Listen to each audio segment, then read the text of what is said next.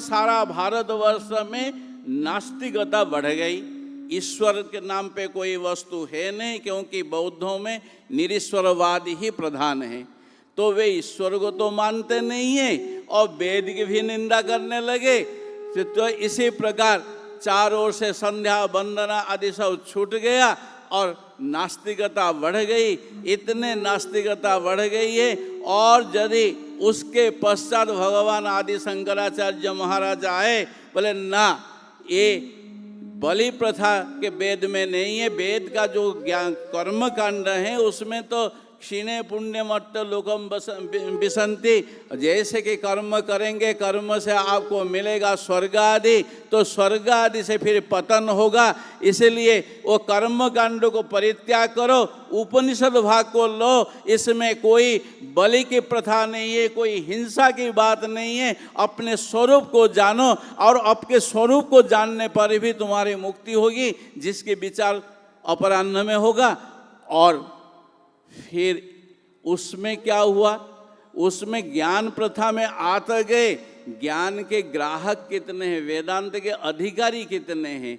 अधिकारी के अभाव में बस असी ब्रह्म तुसी ब्रह्म सौ ब्रह्म ब्रह्म, संध्या वंदना भी दूर हो गया।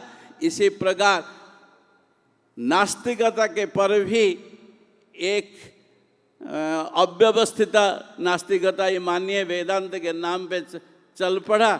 तो उसी समय फिर मध्य काल में हमारे भक्ति के आचार्यों का आविर्भाव हुआ। दक्षिण में रामानुजाचार्य, माध्वाचार्य, उत्तर में तुलसीदास, सूरदास आदि बहुत प्रकार के, बंगाल में भी चैतन्य महाप्रभु, ये सब आए।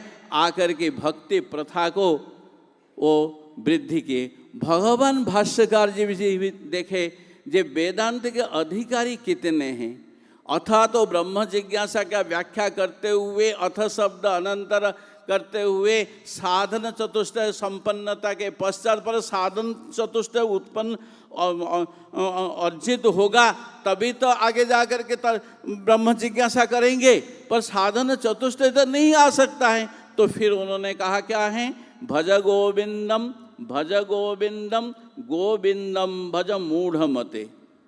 भज गोविंदम, जो मूढ़मती हैं, जो कि तत्व ज्ञान के अधिकारी नहीं है, वेदांत के अधिकारी नहीं है, तो वेदांत के शुष्क ज्ञान के पीछे न पड़ करके कम से कम भजन गोविंद की भजना करे। तो इसी प्रकार हमारे शंकराचार्य के परंपरा में आए मधुसूदन सरस्वती, हमारे शंकराचार्य के परंपरा में आए, उससे भी पहले चैतन्य महाप्रभु, ये सब के सब भक्ति मार्ग में जा कर के, जो कि तत्वज्ञान के अधिकारी नहीं है, जो कि वेदांत के अधिकारी नहीं है, उनको भक्ति मार्ग में ला करके उनका, जिससे कि अंतःकरण शुद्ध होगा। क्योंकि श्रीमद् भागवत के महात्मा में जो पद्म पुराण के बात कही गई हैं, एतस्माद् अपरम किंचित मन शुद्ध न विद्यते, अर्थात भक्ति से जितने जल्दी अंतःकरण की शुद्धि होगी, इसी प्रकार अन्य कोई ऐसे रास्ता नहीं है जिससे कि अंतःकरण की शुद्धि हो। इसलिए अंतःकरण शुद्धि के लिए सबसे अधिक प्रभावशाली हैं हमारे ये भक्ति शास्त्र। कर्म के द्वारा अंतःकरण शुद्ध होता है, ये बात सही है। कर्म के रूप में जो वेद में बड़े बड़े यज्ञों के बारे में कहा गया, और यज्ञ में क्या हो चाहिए, जो कि यज्ञ के सामग्री वो भी शुद्ध रूप से अभी नहीं मिलता है। क्योंकि यज्ञ के लिए जो प्रयोजन है, शुद्ध गव्य घृत आदि, गव्य की घृत कहाँ से मिलेगा, शुद्ध डालडा भी नहीं मिल रहा है। तो इसी प्रकार वस्तुओं को के शुद्धता के अभाव से भी हम कैसे अपने आगे बढ़ सकते हैं, मोक्ष मार्ग में पहुंच सकते हैं। इसलिए भगवान आदि शंकराचार्य के जो उद्देश्य है, उसके पास पहुंचने के लिए उनका आदेश है, यदि तत्वज्ञान के लिए तुम्हारे पास साधन चतुष्टय संपन्नता नहीं है, तो फिर अंतःकरण शुद्धि के लिए तुम भक्ति के प्रयास करो, भक्ति के मार्ग में चलो, तब तुम अपने जीवन में कृतकृत्य हो जाओगे। इसलिए भक्ति हमारे जीवन में, तत्वज्ञान हो जाने पर भी भक्ति नहीं चाहिए, ये बात नहीं है। क्योंकि उसके साथ साथ वे भी कह दिए, जावत जीवस्त्रयो वंद्य वेदांत गुरुरीश्वर आदो ज्ञान प्रसिद्ध्यर्थम कृतघ्नता अपन उत्तय, जब तक शरीर रहे तब तक वेदांत गुरु एवं ईश्वर की उपासना करना चाहिए।